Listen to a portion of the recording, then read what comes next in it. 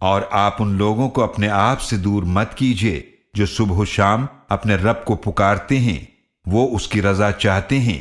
نہ آپ کے ذمے ان کا حساب ہے اور نہ ان کے ذمے آپ کا حساب ہے، تو بالفرض آپ انہیں دور کریں گے تو آپ بے انصافوں میں سے ہو جائیں گے۔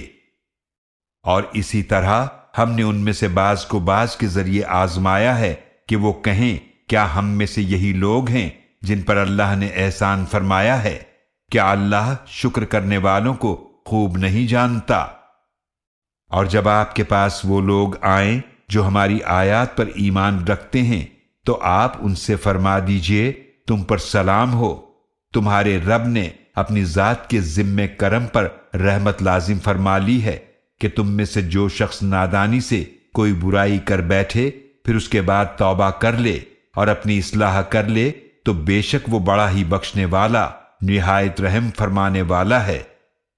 اور اسی طرح ہم کھول کھول کر آیتیں بیان فرماتے ہیں تاکہ مجرموں کا راستہ ظاہر ہو جائے۔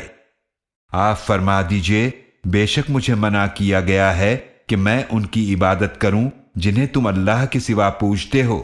آپ فرما دیجئے میں تمہاری خواہشات کی پیروی نہیں کروں گا، اگر بالفرض ایسا کروں تو یقیناً میں گمراہ ہو جاؤں گا اور ہدایت پانے والوں میں سے نہ رہوں گا۔ آپ صلی اللہ علیہ وآلہ وسلم فرما دیجئے بے شک میں اپنے رب کی طرف سے ایک واضح دلیل پر قائم ہوں اور تم نے اسے جھٹلا دیا ہے۔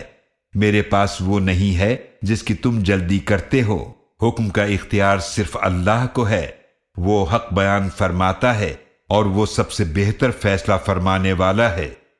آپ فرما دیجئے اگر میرے پاس وہ چیز ہوتی جس کی تم جلدی کر رہے ہو تو یقیناً میرے اور تمہارے درمیان فیصلہ ہو چکا ہوتا، اور اللہ ظالموں کو خوب جاننے والا ہے۔